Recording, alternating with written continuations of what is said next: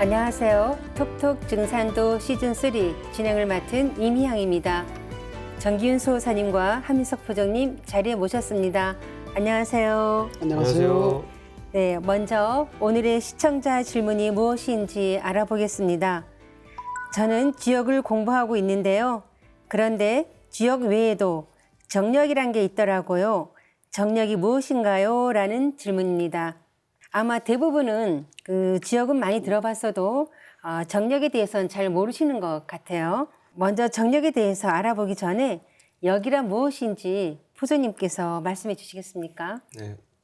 역이라고 하면은 이제 인류의 태고적 황금 시절에 이제 뿌리 문화 신교에서 탄생을 했는데 그 역철학이라고 하는 것은 만유 생명의 근원으로 돌아가는 이제 변화 법칙에 따라서 이제 우주의 목적과 동서 통일 문화의 어떤 길을 밝혀주는 건데요. 그래서 역이라고 하면은 천지 만물이 한순간도 멈추지 않고 변화해 간다는 뜻이에요. 바뀔 역자니까. 그러면서 무궁한 변화와 생성을 뜻하는데 이에 대해서 이제 상제님께서도 이제 지적해 주신 말씀이 있습니다. 상제님께서 12지지 무령부를 가르쳐 말씀하시기를 이는 태고 시대의 도술이니 선경 세계를 건설할 때 크게 쓸 것이니라 이런 말씀하셨거든요. 그러니까 또 더불어 말씀하신 게 주역은 개벽할 때 쓸 거리니 주역을 보면 내일을 알리라 이렇게 하셨기 때문에 이 역이라고 하는 것이 대우주를 통치하는 어떤 기본 법칙이라는 어떤 메시지를 받을 수가 있는데 그래서 우주라고 하는 것은 이름이량의 운동을 하면서 일정한 목적을 가지고 돌아갑니다. 그게 이름이량집이도인데요. 역도는 바로 이런 우주 변화의 길이고 역철학이라고 하는 것은 그 변화의 법칙을 이제 밝힌 거고 그래서 이제 1871년 신민년에 동방땅 조선에 강세하신 인간과 만물을 이제 통치하신 하나님 증산 상제님께서는 이런 말씀 다시 하셨는데 천지의 모든 이치가 역에 들어있다. 그러니까 우리 모든 문제의 해답이 여기에 있다는 거고 또 그 정통을 이으신 태모 고수부님은 우주의 순환 이치를 알아야 이 길을 찾을 수 있다. 살 길을 찾을 수 있다고 말씀하셔가지고 이 말씀들의 핵심은 생명의 근본 자리는 물론이고 상제님이 주관하시는 이 우주 만유의 운행 원리를 역철학이 밝혀주고 있다라고 이제 그런 차원에서 이제 해석을 해야 될 것이고요. 그래서 상제님께서 이 땅에서 이제 9년 동안 펼치신 천지고사의 정신, 그다음 인류 구원의 역사 섭리를 해독할 수 있는 열쇠까지도 동양의 역철학에 다 들어있는 게 마스터키라고 말씀드릴 수 있겠습니다. 네, 지난 시간에 그 뿌리 종교인 신교에서 인류 문화와 사상이 탄생했다는 것을 알아보았는데요. 역철학도 마찬가지군요. 예, 그렇습니다. 역은 크게 주역과 정역 두 가지로 이렇게 나뉘는데요. 이 주역과 정역의 그 뿌리는 정말 오래되었거든요. 그 황국 시대 때부터 있었던 환역이라고 하는데 그 태백일사 소도경전 본문에 보면 그 황국 시대 때 환인천재께서 이렇게 계시를 받은 천부경, 그 천부경에 이제 모든 만유의 그 생성과 변화 이치가 담겨 있죠. 그래서 그 천부경을 근거로 해서 나온 환역이라는 게 있었다. 그리고 그 환역은 하늘을 채로하고 땅을 용으로 하는 용으로 해서 시간과 공간의 본질을 밝힌다. 이렇게 이제 기록이 되어 있어요. 그래서 그 환역에 대해서 구체적으로는 잘 알 수는 없지만 이 주역과 정역의 그 뿌리가 되었던 아주 태고 시절의 그런 깊은 철학이었다. 이걸 알 수가 있고요. 그 뒤에 이제 배달 시대에 와서 지금으로부터 5,500년 전에 그 태오복시라는 분, 그 배달의 5번째 태우의 환웅의 막내 아드님이신 태오복시께서 이제 그 천부경을 환하게 이렇게 도통을 하시고 나서 이제 백두산에 가서 삼신상제님께 천제를 탁 지내고 내려오셔가지고 그 우리가 이제 지난번에도 이야기되었던 하도를 계시를 받거든요. 하도 이 대자연의 그 창조의 설계도. 그래서 이 하도를 근거로 해서 이 태우복기씨께서 8괴를 처음 창안을 하십니다. 8괴. 그래서 우리는 복희 8괴라고 하죠. 그래서 이 태우복기씨께서 이 8괴의 논리를 처음으로 이렇게 괴상 논리를 개발을 하셔가지고 실제로 이런 대자연의 변화 법칙에 대해서 연구할 수 있는 그런 틀을 만들어 주셨거든요. 그래서 이 태오복기시란 분이 실제 이런 그 철학과 사상의 문명의 그 시조다. 그래서 상제님께서도 응수조종 태오복, 하사도인 다불과 마땅히 이 문명의 시조는 태오복기시인데 어찌해서 부처 타령이나 하고 있냐 이런 말씀을 해주시죠. 그렇게 해서 이제 역철학이 본격적으로 시작이 된 거죠. 그렇게 해서 쭉 해서 한 2,500년을 쭉 내려와 가지고 이제 중국 하은주 주나라의 이제 문왕이라는 분이 이제 다시 그것을 복희팔계를 실제 이렇게 변화하는 그런 괴상 논리로 문왕팔계를 다시 또 그립니다. 문왕팔계. 그래서 그 뒤로 이제 많은 후학들이 그것을 덧붙이고 연구하고 마침내 공자님 때에 와서 이것이 집대성이 되어서 이제 주역으로 완성이 되었죠. 그래서 주나라 문왕이 이제 펼친 그것을 공자님이 완성을 했다. 그래서 이제 역은 역인데 주역이다. 이렇게 하죠. 이게 주역이고요. 근데 이제 그 이후에 주역에서도 뭔가 주역 변화의 어떤 이상, 뭐 요즘 말로 막 포스트 주역, 뭐 어떤 주역의 이상을 이루는 그런 어떤 새로운 패러다임 이것을 이렇게 발견하고 세상에 내놓으신 분이 계시는데 그게 우리나라 19세기의 김일부 대성사거든요. 그래서 이분은 그래서 완전히 새로운 패러다임의 정력이라는 것을 이렇게 열으셔갖고 세상에 발표를 하시게 되죠. 그래서 이제 주역은 이제 이 괴상이라는 논리를 가지고 공간 변화, 그리고 자연의 변화 속에서 어떤 인간의 윤리 도덕, 그다음에 문명을 해석하고 이런 방식으로 주역이 펼쳐지고, 정력은 이제 하도낙서의 수상 원리, 숫자를 가지고서 진리를 탐구하는 이런 방식으로 해서 이렇게 나온 우리 한국의 정말 고유한 그런 철학 체계죠. 그래서 이제 역은 주역과 정력 두 가지인데 이 두 가지는 이 대우주의 시공간의 변화 법칙을 밝힌 정말 지혜의 보고다, 이렇게 말씀을 드릴 수가 있겠습니다. 그래서 뭐 전 세계 도서관에 주역에 관련된 책들이 수두룩하고 뭐 검색창에 그 두 글자만 쳐도 잔뜩 이렇게 자료들이 나오는데, 근데 정역을 자칫 주역에 대한 수많은 해설서 중에 하나로 착각하는 수가 있는데 그건 이제 절대 아닌 거고, 그 정역이라고 하는 것은 과거의 다양한 주역관을 이제 종결짓는 이제 끝판왕이거든요. 그래서 김일부 대성사께서 주역의 핵심을 이제 추출하신 다음에 재구성을 해가지고 주역의 본질을 새로운 성격으로 규정을 한 게 이제 정역이라고 볼 수 있습니다. 그래서 정역을 이제 정의한다면 바로잡은 주역이다, 바로잡힌 주역이다 보시면 되죠. 삐딱했던 걸 이제 교정했다고 보시면 되고, 그러니까 올바른 주역이다. 그래서 정역이고, 그러니까 주역을 바로잡았다는 뜻을 좀 새겼으면 좋겠다는 말씀을 드리고 싶고요. 그래서 그 김일부 대성사께서 이제 정역과 주역을 이제 결정적으로 구분을 지으시면서 정역 대역서에 보면 이렇게 써 있습니다. 그래서 초초 지역과 레레 지역이 소이작야라, 이런 구절이 있는데, 그러니까 초초 지역은 주역으로 대표되는 선천역을 말하는 거고, 레레 지역은 이제 정역 후천역인 거죠. 그래서 그 정역을 통해서 전통 주역학의 주제는 물론이거니와 사회적인 모럴이나 문화의 양상도 이제 새롭게 사고해야 된다. 이제 전혀 판이 다르다. 지금 우리가 코로나 전과 후가 완전히 판도가 다른 것처럼, 기존을 꿈꾸는 것 자체가 무의미한 것처럼 이제 정역의 판도로 와서는 주역을 추억한다는 것이 의미가 없다고 할 정도의 어떤 일가를 하신 게 있고, 그래서 정역의 출현이라고 하는 게 한 권의 책이 이제 세상에 출간된 사건에 머무르는 것이 아니라 김일부 대성사께서 과거의 복희역, 아까 말씀하신 문학력에 숨겨진 어떤 대립, 갈등, 모순 같은 것들을 극복을 한 다음에 새로운 형태의 정역 팔계를 완성을 해가지고 인류사가 새로운 지평으로, 이제 인류 정신사가 새로운 지평이 열린 거라고 보시면 되고, 결과적으로 볼 때 정역은 인류의 미래를 어떤 제시하는 새로운 어떤 패러다임을 완수했다. 그렇게까지 이렇게 사상적 의의를 말씀드릴 수 있겠습니다. 네, 오지의 가을이 오는 이치를 밝힌 역이 정역이라는 말씀이신데요. 그 정역을 밝힌 김일부 대성사의 생애를 알아본다면 정역을 이해하는 데 큰 도움이 되실 것 같습니다.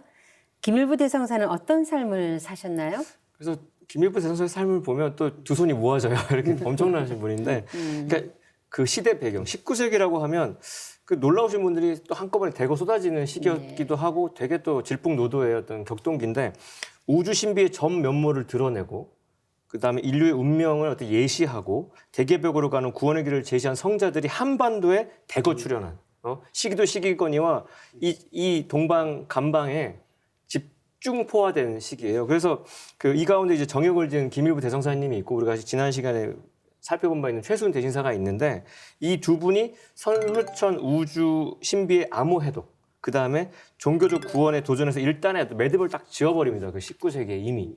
그래서 두 분이 선천의 역철학하고 종교의 새로운 차원의 방향 제시를 딱 이렇게 하시는데 그래서 키워드가 정역과 동학인 거죠. 동학과 정역. 그래서 이분들이 예고한 대로 인류 묘명사가 새 시대를 여는 개벽문화의 보편 사상으로 이렇게 도도하게 가는데요. 근데 이제 이 세상의 그 두 맥을 통합해서 출현한 증사도 지수를 모른다고 하면 이제 그 한민족과 인류의 구원이랄지 그 철학에 대해서 논할 자격조차 없는데 우리는 이제 그걸 알고 있으니까 김일부 대성사의 삶을 이제 짚어볼 자격이 되는 건데 자 일부 김항 대성사께서는 최순 대신사보다 이제 2살이 어립니다. 2년 뒤에 이제 충남 논산군의 양촌면 남산에서 탄생하시는데 선생님의 풍모가 이 학체였어요. 날아가는 학의 형상이었다. 그러니까 상상을 해보십시오. 꽃미남 느낌이 좀 나는데 손이 무릎까지 내려왔다는 거죠. 이게 팔이 길면 뭐 인자하다 뭐 이렇게 또 말씀을 하시는데 후학들이 남긴 글이나 뭐 전해지는 이런 말들 들어보면 일부 선생님의 인격이 굉장히 고결하고 고매했다.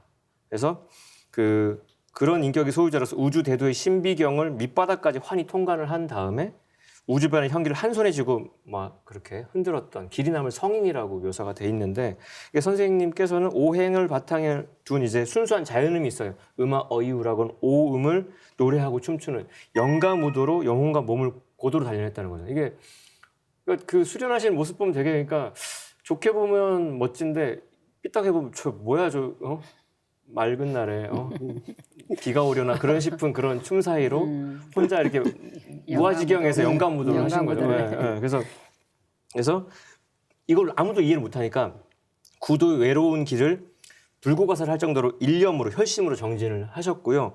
그래서 그 당시에 이제 한양에서 난세를 피해가지고 논산에 내려 응거 중이셨던 연담 이은규 선생님을 이제 스승으로 삼고 구도의 방향 제시를 받습니다. 화두를 봤는데 그때부터 그 36살 때부터 서경과 역경을 새로운 도적 차원에서 공부하기를 시작하신 게 이제 김일부 대성사의 어떤 여정의 시작이라고 볼 수 있습니다. 네, 상대님께서도 그 사람을 가르칠 적에는 스승이 꼭 있어야 한다 이런 말씀을 하셨죠. 네, 그 김일부 대성사도 이온규라는 그 스승님을 만나서 그 올바른 공부의 길을 들어선 것이군요. 네, 그런데 이온규 선생님은 어떤 분인가요? 예, 이분은 참 이제 중요한 분이고 이제 김일부 대성사의 어떤 그 학문 구도에 있어서 결정적인 어떤 방향과 열쇠를 이렇게 제공해 주신 분이라고 우리가 보면 되겠는데요. 김일부 대성사는 이제 논산 옛날에 연산이라 그랬죠. 네.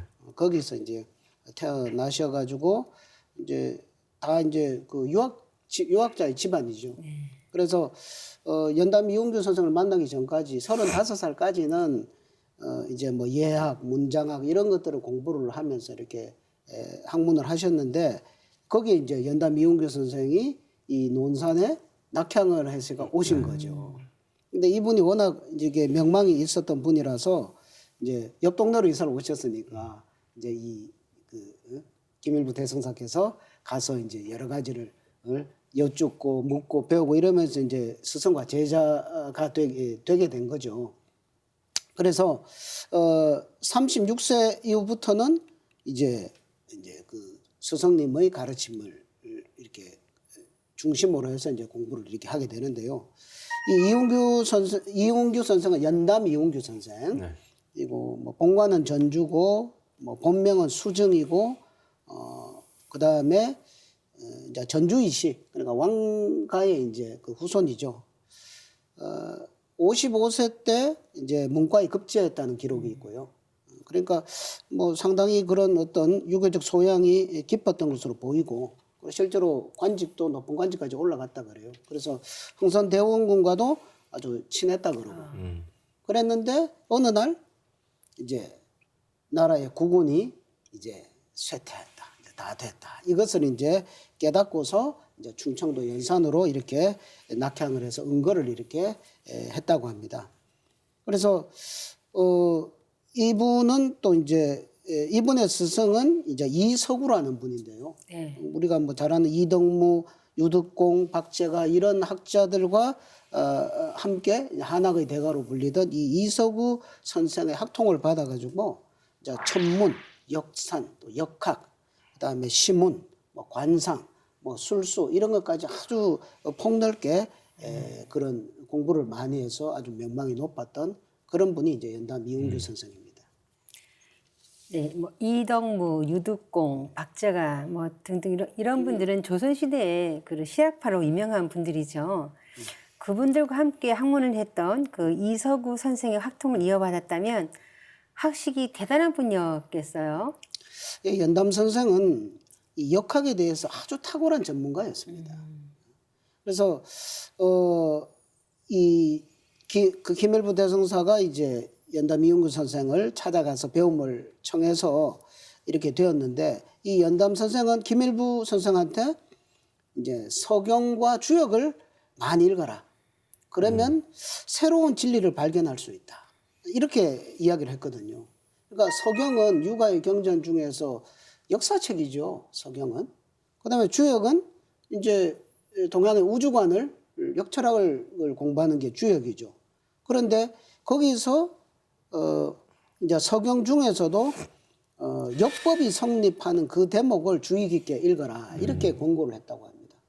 그러니까 이제 동양의 그 우주관인 주역도 공부하면서 거기에 머무르지 않고 그 역의 역사를 이렇게 서경을 통해서 보면 뭔가 새로운 차원의 그런 어떤 우주관이 있다는 것을 이 연담 선생도 이미 알았던 것 같아요.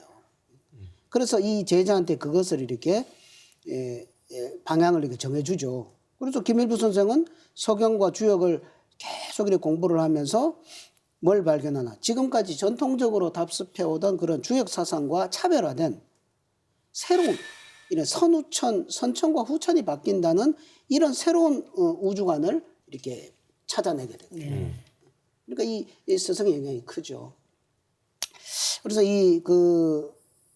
이제 아주 그 재미있는 일화가 있습니다. 연담 선생이 이제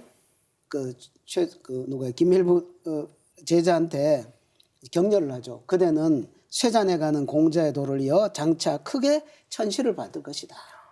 이렇게 하니까 얼마나 이렇게 격려를 받고 힘이 나겠습니까?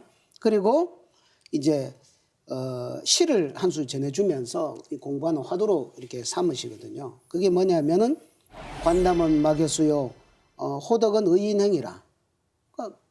그 맑음을 보는 것은 물보다 더 나은 것이 없고, 호덕, 덕을 좋아하는 것은 인을 행하는 것보다 더 좋은 것이 없다. 영동 천시머라니 권군 심차진하송. 그 천시머리라고 하는 그 그림자가 이렇게 움직인다. 그러니까 이게 진리의 표상이니까 자네는, 그대는 이것을 깊이 연구를 하소. 이 시를 남겨놓고 이제 자기 아들이는 전라도로 갑니다. 그 이후로 이제 김일부 선생은 그때부터 이제 36세 때부터 그때부터 이제 19년 동안 아까 그 영감무도 이런 걸 하면서 또 그 논산에 가면 은진미륵이 있죠. 관촉사.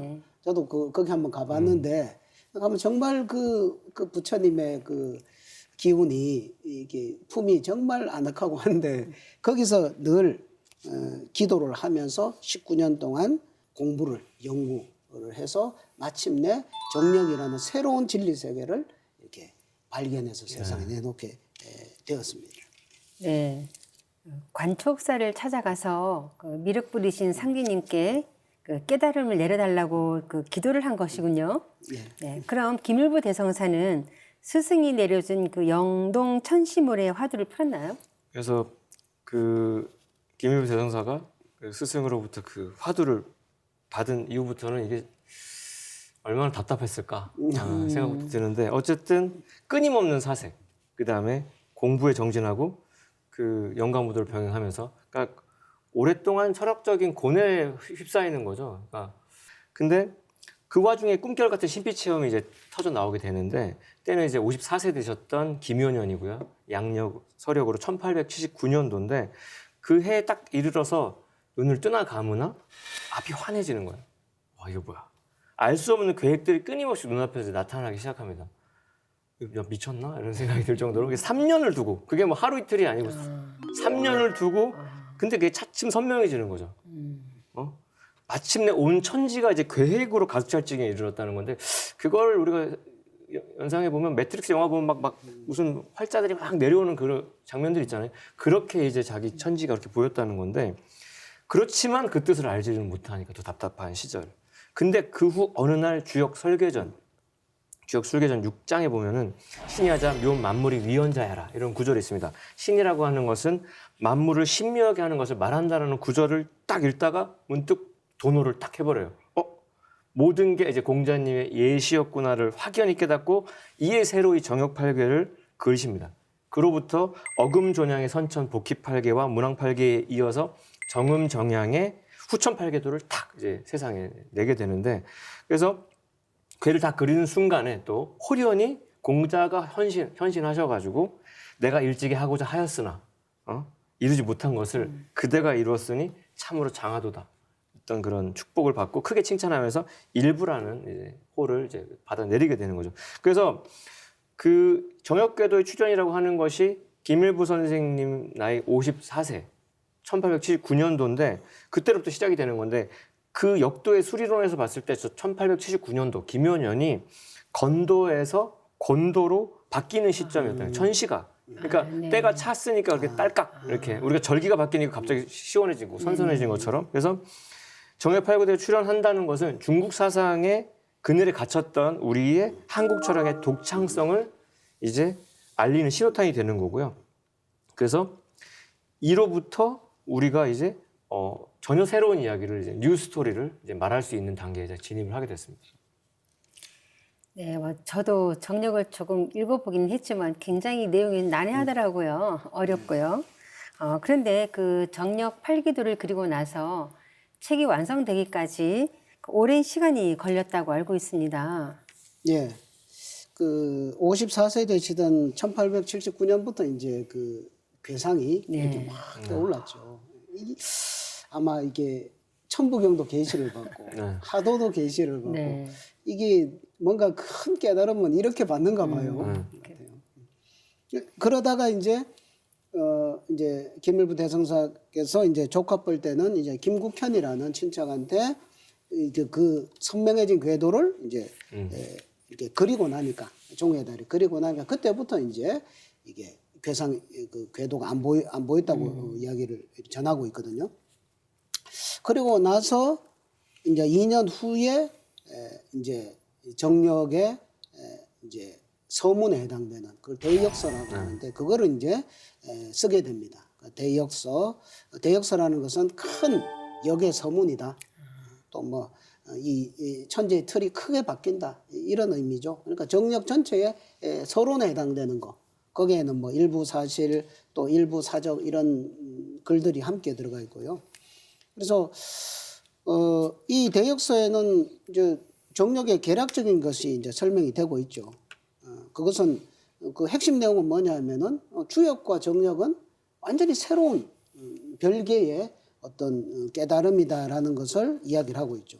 그러니까 주역이라는 것은 자연에서 일어나는 이런 변화의 패턴 이런 것을 읽어서 인간의 문명이나 윤리 이런 데다 적용을 하는 거라면, 정력은 이 대자연이 순환하는 어떤 그런 주기 운영하는 그런 프로그램 시스템이 있다. 그래서 지금까지는 이렇게 전체가 기울어진 이런 세상을 선천세상 그런 세상을 살아왔는데 이제 그걸 마감하고 후천이라는 어떤 이런 새로운 세상의 개벽문이 열린다 하는 그 정력은 이렇게 선천과 후천, 선후천론으로 이렇게 현재와 미래를 이렇게 보는 새로운 어떤 진리의 안목을 이렇게 열어주는 거죠. 그래서 이제 대역사에는 그런 내용들로 2년 후에 이것이 이제 세상에 먼저 나오게 됩니다. 네.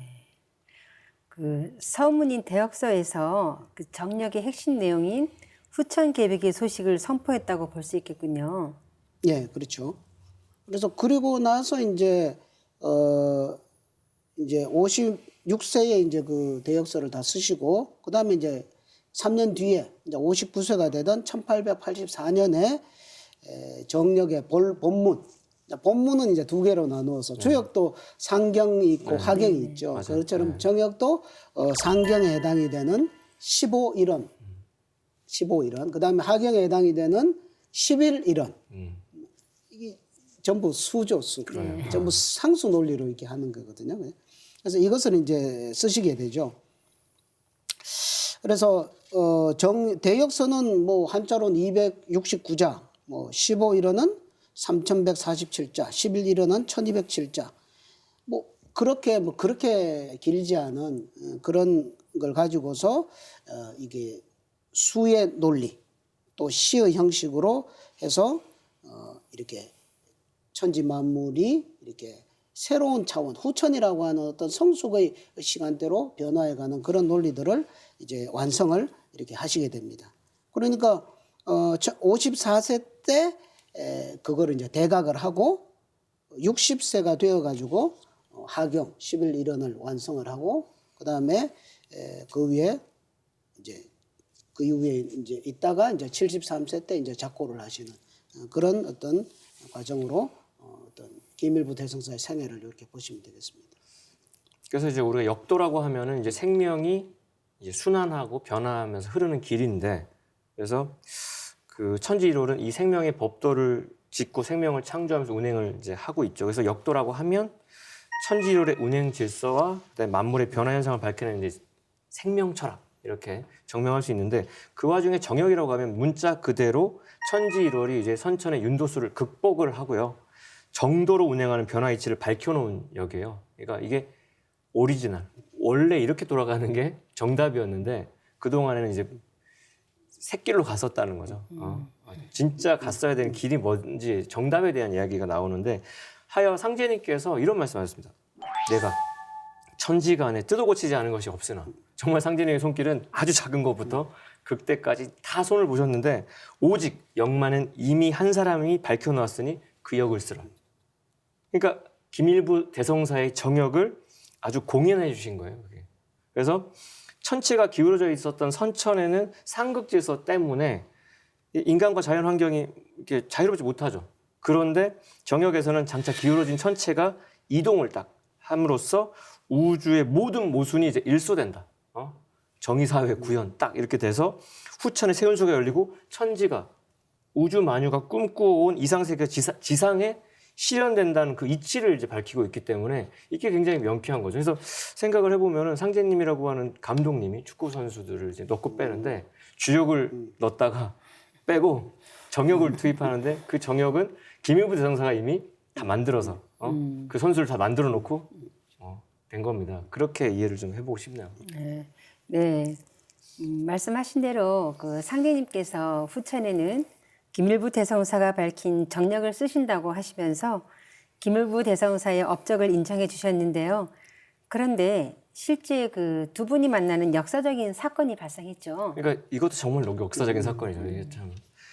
그러니까 붓대 하나로 세상에 낡은 관념을 뒤흔들었다고 볼 수 있는 기밀부 대성사님인데, 국사봉에서 노년을 보내고 계셨어요. 향적산 국사봉에서. 그러니까 우리가 국사봉이라는 이름이 검색해 보면 우리나라에 한 24개 정도 있는데, 국사라고 붙으면 나라의 큰 스승이 출연할 만한 봉우리니까 그 봉우리에 그런 분이 계신 거예요. 향적산 국사봉에.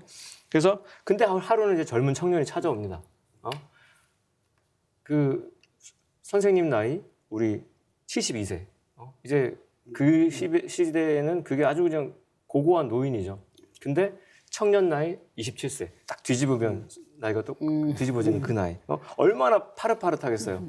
근데 그 청년이 백성들의 어떤 고달픈 삶의 현장을 직접 체험 삶의 현장 이렇게 돌아다니시는 그 1897년에 천하유력을 시작할 즈음의 상제님, 청년 상제님이 이제 노년의 기밀부 대성사를 만나러 국사봉에 친히 이제 방문을 하신 거죠. 그때의 모습을 이제 좀 그려보면은, 근데 기밀부 대성사를 찾기 전에 기밀부 대성사님이 꿈에 아주 현명한 꿈을 꾸는데 내용이 그렇습니다. 하늘로부터 천사가 내려와서 옥경에 올라오라는 명을 딱 전해요. 그래서 일부 대성사가 천사를 따라서 천왕에 올라갔더니 요운전이라고 하는 편액이 걸리는 금고에 들어가서 상제님을 뵙고 내려온 거죠. 꿈 중에 그런 길몽이 어디 있겠습니까? 그렇죠. 그 당시 로또 있었으면 로또 사야 되는 꿈이야 이게. 상제님을 봤어. 그렇죠. 이제 마장 근데 딱 꿈 꿨는데 딱 보니까 나 간밤에 뵀던 그분이 앞에 딱 오신 거야. 소름이 전율이 얼마나 끼쳐. 말하는 지금 저도 머리가 좀 쓰는데, 가만히 뵌 상제님하고 형모가 너무 같아서 그 일을 딱 아랬더니, 그러면서 증산 상제님께서 그곳에 머무르시면서 그 기밀부 대성사의 영가무도의 교법도 관찰을 하시고 김일부 대성사 후천개벽의 천지대세에 대해서 이제 말씀을 나누시는 겁니다. 그래서 그 상제님께서는 이제 3년 천안 유력 후에 9년 천지공사를 이제 벼르고 계셨던 하늘과 땅을 뜯어 고쳐가지고 새롭게 완전히 새 우주를 만들려고 벼르고 있던 찰나였고 그 김일부 대성사는 유형 무형의 만물이 생성한 변화하는 후천의 어떤 기본 이정표를 이제 도상으로 갖고 있던 분이니까 이거는 주역 공사를 일부를 시켜서 이미 받은 걸 다시 이제 접수하시는 게 되고요. 그 다음에 두 분의 만남은 증산상제님이 천상에서 이미 이제 예약해놓은 아주 중요한 만남. 너는 그때 나를 다시 만나게 될 거야. 내려가서 그걸 다시 이제 그 아련의 어떤 약속을 실현하신 거. 그래서 주역 공사를 실천한 김일부 대성사는 어떤 치하하는 어떤 예식이 아니었을까라고 생각이 되는 만남입니다. 뭐 김일부 대성사께서 정말 영광의 어떤 그런 대사건 아니겠어요? 그죠? 상진 인간으로 오신 상님을 배웠다는 그 부분이잖아요. 네, 그 앞서서 김일부 대성사가 그 간촉사의 미륵불에게 그 깨달음을 내려주시기를 기도 이제 했다는 것을 알아보았는데요. 그 천명과 깨달음을 내려주신 미륵불 인간으로 오신 증산 상제님을 살아생전에 직접 이렇게 만나신 거 아니겠어요? 그렇죠. 저는 그렇게 생각이 듭니다. 김일부 대성사께서 원래 천명을 바꿔서 네. 그 정역을 밝히는 이런 일을 하셨다라고 네. 생각이 들고요. 그래서 그 천명을 완수하고 나니까 이제 상제님께서 그 완수한 천명을 아까 이렇게 접수하셨다. 네. 이제 그러니까 공식적으로 이 우주의 최고 대권을 가진 그런 이제 상제님께서 그거를 이제 받아서 인정을 이제 확인, 인정 그리고 공포 이런 어떤 예식으로서의 이거는 이미 예정되어 있던 만남이다라고 생각이 듭니다. 상제님 말씀에 그런 말씀이 있죠. 최승호는 내 세상에 올 것을 알렸고 김일부는 내 세상에 오는 이치를 밝혔으며 전명숙은 내 세상에 앞길을 열었느니라. 일부가 내 일 한 가지는 하였느니라. 김일부가 일 한 가지를 했다. 내 일 한 가지. 그 내일. 그러니까 그게 뭐냐. 내 세상에 오는 이치를 밝혔다. 상제님께서 오셔서 이 선천 세상을 마감짓고 후천 성경을 여시는 그 일을 하시는데 세상에 명분 없는 일이 없고 근거 없는 어떤 무슨 원리가 없고 다 그렇잖아요. 그렇죠. 그래서 그것을 이제 김일부 너는 내려가서 내려가서 네가 그걸 해라. 그 천명을 받고 사실 내려왔다고 저는 생각이 듭니다. 그래서 이제 김일부 대성사는 성공적으로 그 천명을 완수를 하셨고 상제님께서 그래서 이제 상제님께서는 김일부 대성사의 그 공덕을 이렇게 높이 평가를 하셔서 역도의 종장, 그죠? 역철학, 그러니까 모든 우주론에 관련된 그 깨달음의 그 모든 문명신들의 종장, 최고 자리에다가 임명을 하셨고, 그 다음에 천국 명부대왕으로도 임명하셨죠. 뭐 인구 제일 많잖아요. 이렇게 했는 그런 일들로 이렇게 참 우리가 너무 감동스러운 그런 만남으로서 이 이야기를 마무리 지을 수 있을 것 같습니다. 네, 뭐 저는 두 분 말씀을 들으면서 한편의 드라마를 이렇게 연상하게 되는 것 같아요. 네, 그 김일부 대성사께서 그 일생을 오로지 천지의 이치를 밝히는데 일심을 하시고 또 마침내 상디님을 친견하시기까지 하셨는데요. 이제 정력이 무엇인지 좀 더 알아보기 위해 몇 가지 질문을 드려보겠습니다. 팔귀도는 이미 복희팔귀와 그 문왕팔귀도가 있지 않습니까? 왜 그 김일부 대성사는 정력팔귀도를 새로 이렇게 그리신 건가요? 내비를 켜고 대천을 가려고 이렇게 했는데 내비에는 없는 길로 저희가 달리고 있는 거예요. 그러니까 내비가 업데이트가 안 돼가지고 이미 신장로가 아주 빠른 길이 뚫렸는데 내비에는 없어. 그러니까 내비에서는 들판을 제가 달리고 있는 걸로 그려져요. 그러니까 복희팔개랑 그 문왕팔개가 있는데 이미 옛날 역이니까 새로 업데이트된 우주에 부합되지 않는 거죠. 그 내비가 업데이트됐다라고 설명을 하면 쉽지 않을까라는 생각이 일단 드는데요. 그래서 근데 우주라고 하는 것이 창조의 섭리라고 하는 것이 생장성 3단계의 시간대로 이제 변화를 하는데 따라서 역의 원리라는 것도 봄에 생역이 있고요. 낳는, 여름엔 장역이 있고 자라는, 가을에는 성역 이제 다 이제 무르익은 거죠. 그래서 이 삼역 변화로 나타나는데 배달 동이족의 선조인 복희 씨께서 밝히신 복희 팔궤도라고 하는 건 천도가 변화하는 원리를 밝힌 생역입니다. 천도의 변화입니다. 주나라 문왕이 작성한 문왕 팔궤도는 인도를 밝힌 거예요. 인간의 도리를 밝힌 장역입니다. 성장이에요. 근데 김일부 대성사님이 완성한 파이널 생장성으로 정반합으로 완성한 정역 팔궤도는 하늘의 뜻이 땅에서 이루어지는 마치 주기도문 같죠. 뜻이 하늘에서와 같이 땅에서도 이루어지는 땅의 변화의 길, 지도를 밝혀서 천지인 우리 삼극을 다 완성하는 인류사의 대통일의 인사법칙을 드러낸 가을 천지의 성역이다. 그러니까 이제는 그 내비 안에서는 모든 게 다 설명이 되는 거죠. 네. 복희와 문왕팔기가 다 포용이 되는 거죠. 그래서 정역이라고 하는 것은 천지일월의 변화 운동, 천지일월 변화 운동시키는 천지생명 율동 주기가 탄생일 때는 이제 생역일 때는 1년 366일이었다가 성장기에는 365와 4분의 1이었다가 그다음에 성숙기에는 이제 우주가 정역궤도로 정원궤도로 도니까 360일로 이제 완전히 이제 안정되는 그렇게 흐름이 되고 머지않아 인류는 1년의 날수가 360일이 되는 이상적인 조화 세계에서 살게 된다라고 밝히신 거고 정역 사상이라는 거를 이제 압축해 보면 조화 선경이 이루어지는 원리를 갖다가 우주사와 시간사가 하나로 관통하는 논리로 푸는데 우주사의 맥락은 복희 팔궤, 문왕 팔궤, 정역궤로 세 단계의 과정을 거쳐서 우주사가 완성되는 거고요. 시간사라고 하는 건 366일의 원역, 그러니까 375의 원역이었다가 366, 365와 4분의 1 윤역이었다가 정역으로 그렇게 3단 변화를 하는 진화를 통해서 1년 360일이라고 하는 궁극의 그 마지막 피날레를 장식하는 곳까지 간다는 그 완결의 여정에 정역이 딱 자리 잡고 있다 말씀드릴 수 있겠습니다.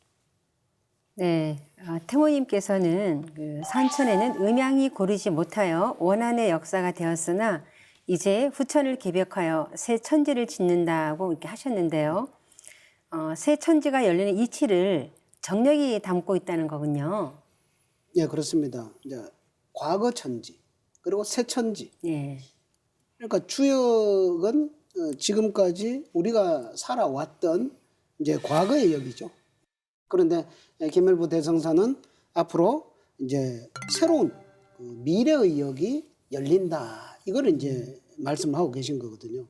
그래서 뭐라고 말씀하시냐면 허금존양은 선천에서 마음 닦는 방법을 배우는 학문이요. 그다음에 조양율음은 후천 성리의 도이다. 이렇게 말씀하세요. 말이 어려운데요. 어금존양, 그러니까 음을 억누르고 양을 높이는 거. 네. 지금까지 우리가 살아온 봄, 여름, 선천을 말하죠. 그러니까 삼천 양지 운동을 하니까 양이 더 비율이 많고 세고 이러니까 그런 불균형 속에서 살아왔다. 그런데 그런 불균형과 부조화의 세상을 살면서 내 마음을 바로 세우는 그거를 공부하고 그거를 추구하는 이게 어떤 선천역의 법도였다. 근데 이게 그냥 계속 가느냐? 거기에서 이제 그거를 마감하고 이제 후천이라는 새로운 천지의 질서가 이게 나온다. 그게 이제 정역 후천역이다 이거죠. 근데 그것은 조양율음이다. 조양율음. 퐁당퐁당하면은 음양을 조율한다. 음양을 조율한다. 그러니까 삼양이음으로 불균형되었던 것을 양은 이렇게 좀 줄이고 음을 좀 더 키우고 이렇게 조절한다. 그런 말이죠. 이게 이제 우리 그 참동학 증산도 용어로 말하면 정음정량이죠. 정음정량이라는 것은 완전히 조율된 상태를 말하는 거고 이제 조양율음은 그것을 조정해가는 과정적인 측면을 이렇게 보는 거죠. 뭐 어쨌든지 간에 이 김일부 대성사의 이 정역에서 이 선후천론이 이렇게 완전히 이제 새롭게 등장을 하는 거죠. 지금까지 갇혀있던 주역의 세계만 바라보던 갇혀있던 눈에서 이거는 선천에 불과하다. 새로운 후천이라는 새 질서가 온다. 그래서 이제 그 아까도 서전을 읽어라. 주역이 다가 아니다. 새로운 미래의 어떤 새로운 세계 그 눈을 떠라. 근데 김일부 대성사는 그거를 눈을 뜬 거죠. 그리고 지금까지 세상은 어금존양에 갇혀 있는 그런 어떤 인문학적인 뭐 진리적인 그런 것들을 공부한 거고 앞으로는 이것이 새롭게 조율이 되어서 후천이라는 새로운 세상의 질서가 열린다. 이것을 이렇게 열어준 거죠. 그러니까 아까 태모님 말씀에서 이제 후천을 개벽하여 새 천지를 짓는다. 그렇게 짓는 그 원리가 바로 정력으로 드러나게 되는 것입니다. 그래서 그 증산도 사상과 이제 정역 사상을 좀 맞물려 생각을 해보면은 이제 상극에서 상생으로라는 우주사적인 측면, 윤역에서 정역으로라는 시간사가 결합돼서 후천개벽이라고 하는 대사건의 필연성으로 매듭이 지어지는데, 근데 이제 정역 사상은 원론 차원에서 후천개벽이 오는 이치를 밝힌 거라고 한다면, 증산 상제님의 이제 증산도 메시지는 12만 9,600년을 한 주기로 순환하는 우주 일련을 새롭게 정립을 하여서 후천개벽의 당위성을 비롯해서 이제 지구상에 벌어지는 개벽 실제 상황을 이제 생생하게 전달을 하고 있는데, 그래도 이제 그 김일부 대성사님의 정역의 의의를 한번 짚고 넘어가는 건 의미가 있다 생각이 들어서, 그 1983년도에 이정호라는 분이 정역 연구라는 걸 쓰면서 이 정역 8개의 일사적 의의를 이제 좀 정리한 게 있는데, 간단히 말씀드리면 건곤 정의로 말미암아서 천하의 올바른 윤리가 세워진다. 그게 이제 첫 번째 의미다 이렇게 얘기했어요. 그러니까 침체에 빠진 선천의 궁에게 새 활기를 불어넣는 활력소다.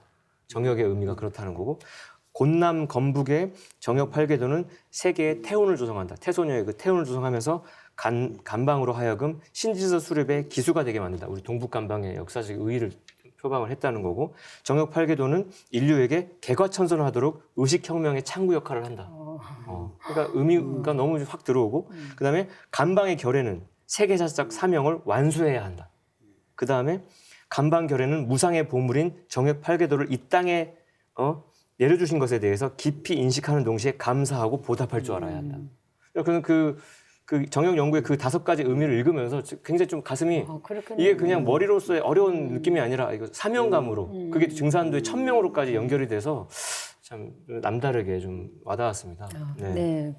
정력이 그 후천이 오는 이치를 밝혔다면, 증산 상제님은 후천 가을이 열리는 구체적인 개벽 상황과 인류가 후천을 건설하는 역사를 설계하셨다는 이제 말씀이신데요. 그럼 후천은 어떻게 열리게 되는 건가요? 뭐 쉽게 말하면 선천에서 후천으로 넘어가는 것은 후천 개벽으로 열리죠. 그런데 상제님께서는 선천에서 후천으로 넘어가는 역사를 설계하시고 그걸 집행을 하시고 이렇게 하시는 건데, 그렇게 되는 이치, 요게 이제 정력이죠.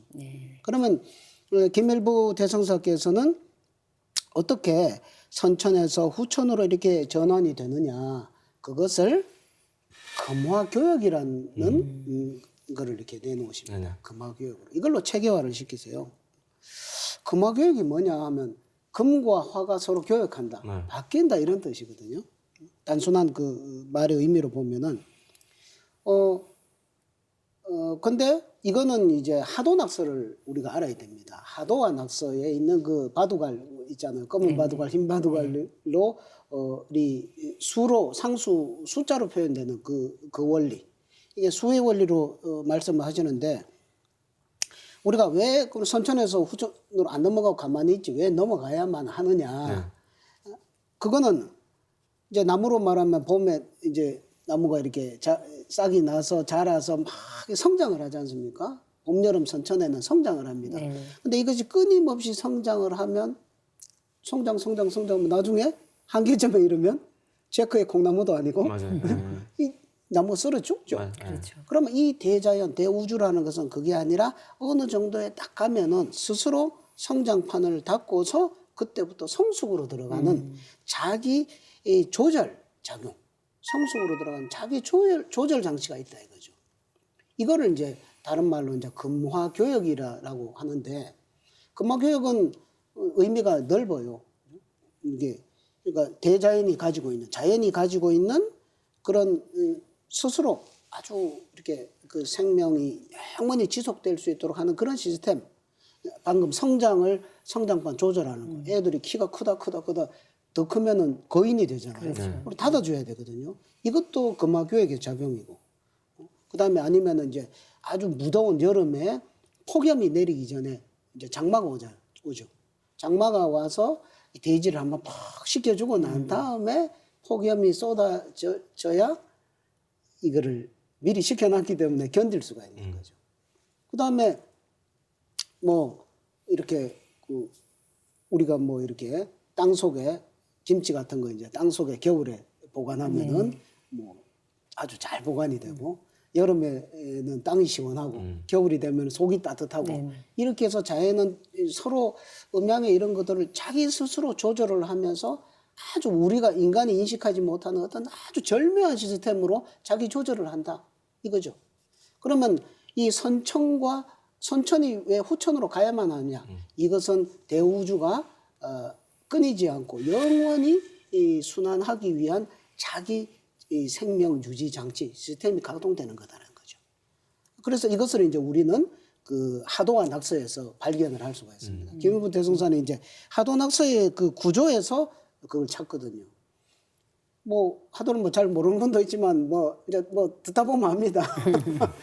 그러니까 하도의 북쪽과 동쪽은 낙서하고 비교를 해보면 이거는 그대로죠. 1과 3. 그러니까 수기운과 목기운의 수와 목은 그대로 있는데 그다음에 남쪽과 서쪽은 하도와 낙서가 자리가 바뀌어 있죠. 맞습니다. 그러니까 화와 금, 남방 화와 서방 금이 낙서에서는 이 자리가 바뀌어 있죠. 금과 화가 자리가 바뀌어 있다 이거죠. 그것은 왜 그러냐? 이 여름철에 미리 아까 뭐 장마가 와서 미리 이제 그 대지를 식히듯이 금기운이 여름철 남방에 와서 미리 그거를 딱 조절을 해놔야지만이 그 다음에 뜨거운 단계로 들어가도 무사히 넘어갈 수 있는 요것이 이제 금화 교육이다. 이거죠. 금화가 자리를 바꾼 이유다 이거죠. 그래서 김일부 대성사는 이렇게 이야기를 합니다. 화가 금의 고향으로 들어가니 금이 화에게로 들어가고 금이 화의 고향으로 들어가니 화가 금에게로 드는구나. 화금이 금화되면 화금이 서로 이렇게 되는 것은 원래 고유한 하늘의 도인지라. 그리고 누가 용화 세월을 이제야 보냈는고. 그러니까 금화가 교역되면서 이 후천이라고 하는 아주 용화 세월, 정말 이상적인 가을 문명이 이렇게 오게 되는 것이다. 이렇게 이제 말씀을 정력에다가 이렇게 해놓은 거죠. 그래서 선천의 화금이 금화로 교역함으로써 후천이 열리고 후천의 금화가 다시 화금으로 바뀌면서 또 선천을 맞고 그래서 선천, 후천이 이렇게 교류하는 이 법칙은 항구불변하는 우주의 이치인 것이다. 그래서 선후천이 반드시 개벽을 거쳐서 금화교역을 거쳐서 후천을 올 수밖에 없다. 이 이치를 이제 제가 줄여서 말씀을 드리는 이렇게 이제 설명을 하고 있는 것입니다. 그러한 과정에서 지금 지구 우주에는 어떤 변화가 일어나냐? 지축이 이동하는 후천 개벽에 대변혁이 생겨버린다는 거죠. 그러한 시운에. 그러면서 김일부 대성사께서는 일부 능원해요. 내가 아주 그냥 확고하게 말하노니 수조 남천하고 수석 북지로다. 무슨 뜻이냐면 앞으로 가을 개벽기에 지축이 바로 설 때에는 바닷물이 북쪽에서는 빠지고 남쪽에서는 모여들어서 이게 아주 성령이 충만한 도의 경지에서 이렇게 소상이 알린 건데 그것 때문에 수많은 동서양의 영능력자들도 지각의 대변국으로 말미암아서 일본은 must go into the sea. 반드시 물이 들어가고 미국의 동서부 지역이나 북유럽도 물속에 침몰할 것이라고 예고하는데 그게 이제 정역에도 명시가 돼 있다는 겁니다. 네, 뭐 저는 우리 수호사님, 부모님 말씀 들으면서 세상 사람들이 그 얘기하는 뭐 천국이라든지 극락 세상이라든지 유토피아라든지 이런 것이 막연하게 오는 것이 아니라 정력에 조금만 관심 가시면 그 이치에 눈을 뜨고 아 이렇게 천국은 이렇게 오는구나 이런 이치로 오는구나 알 수 있을 것 같다는 생각이 들어요. 네, 그 상디님께서 그 공부하는 자들이 방위가 바뀐다고 일어나니 내가 천지를 돌려놓았음을 세상이 어찌 알리요? 라고 이제 하셨는데요. 그 가을 개벽기에 방위가 바뀌는 이치가 정력에 담겨 있군요. 네, 그런데 그 말씀하신 것처럼 그 과정에서 지구적인 대변국이 이제 올 수밖에 없는데요. 어떻게 해야만 이런 대변국을 극복할 수 있을까요? 되게 중요한 질문이신데 이 김일부 대성사님의 이야기들을 보면 엄청난 시죠. 어찌 보면 노스타다무스의 그 어떤 백시선에 능가하는 어떤 시의 어들인데 그 시어를 시작하면서 일부 사실이라고 하는 어떤 대목에서 뭐 연호는 천진 무궁이요 내력은 신라왕 37왕손이라고 하면서 내가 뭐 어떤 내력으로 이렇게 깨달음을 설파하는지를 말하면서 뭐라고 이렇게 호언장담을 하시냐면 아마도 통천지 제1원 기밀부 이렇게 내가 뭐다 우주가 변화하는 현현묘묘한 조화 원리를 뚫어지게 한 것은 통천지한 것은 나 일부가 천지에서 으뜸이다 제1원이다. 내가 금메달이라는 거야. 내가 그 화살 10점만 쏜다 이 얘기인데 그 경지에서 자신 있게 이제 읊은 시가 있는데 한번 들려드릴게요. 정관 우주 무중벽하니 수식천곤 대인성. 그러니까 정역의 포도시에 보면은 그래서 우주의 조화 세계를 고요히 바라보니 천지의 공덕이라는 것이 사람으로 오시는 상제님을 기다려서 성사되는 줄을 그 누가 알았으리. 야 이거는 백미네요. 이거 꿀팁인데 니들은 모를 거다. 이거는 상제님이 인간으로 오셔야지 된다. 천지의 그 조왕 하나님이신 상제님도 결국 반드시 인간으로 오시게 되어 있다. 응? 오직 한마음 일심으로 돌고 도는 천지 1월 또한 우주의 역사를 추수하는 인간을 기다려서 그 인간을 기다려서 자신의 대이상향을 실현하게 된다. 그게 이제 아주 구원의 섭리로서의 첫 번째 언급이 되고 또 이런 시가 있습니다. 천지 청명해여 1월 광화로다. 1월 광화해여 유리세계로다. 세계해여 상제 조림이로다. 정역의 11음인데 그래서 천지의 맑고 밝음이여 1월의 새 생명 빛나도다. 1월의 새 생명 빛남이여 낙원세계 되는구나.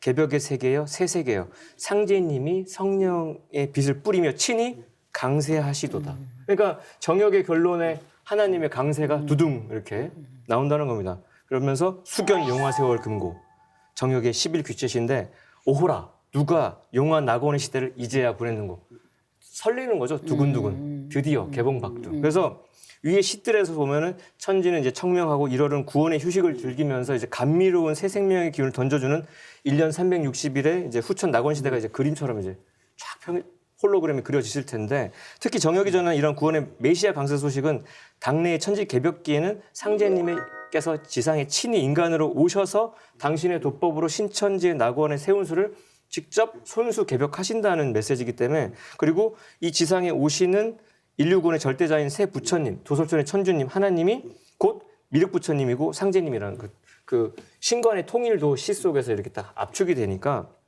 결과적으로 말씀드리면 천지 1월과 인간은 후천 가을 개벽을 눈앞에 둔 오늘의 시간대에 이르기까지 너무도 이제 파란만장한 어떤 사연과 곡절 속에서 우주 시간대의 궤적을 그려왔는데 문명 전환이 맞은 매듭기에는 세계 구원의 문제가 이제 대두가 되고 지금 코로나도 그 맥락에서 해석이 돼야 되는 건데요.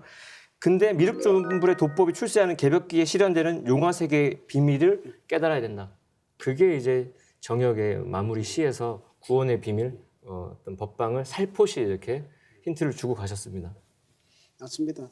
이 환역에서부터 시작된 역철학의 역사, 약 1만 년에 걸친 네. 그걸 쭉 와서 마침내 김일부 대성사의 정력을 해서 여기까지 와 보니까 그 결정판이 뭐냐? 이게 이제 우리가 지금까지 늘 공부하면서 이야기를 했던 우주 일련 이야기로 최종 결론이 이렇게 떨어지는 거거든요.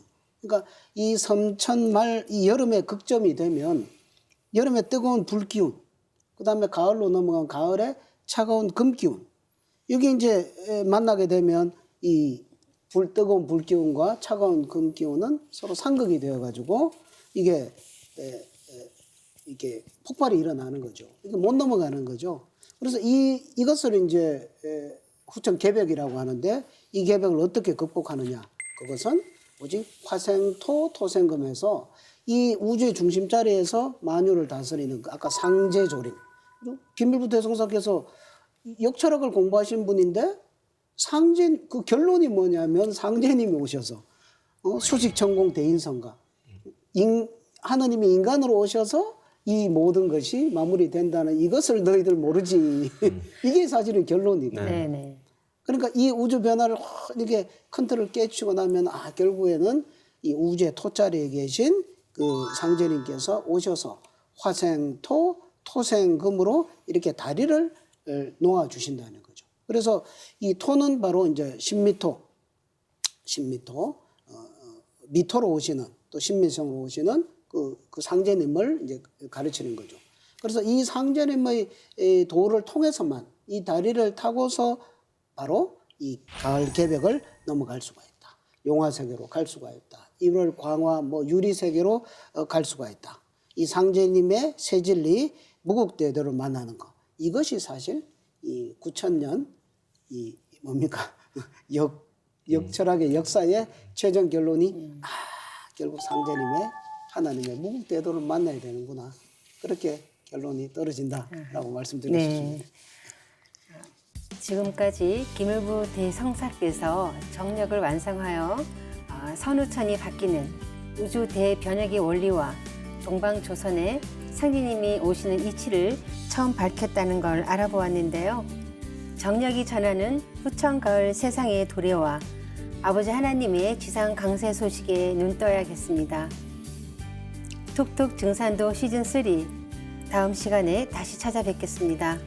지금까지 시청해주신 시청자 여러분 감사합니다.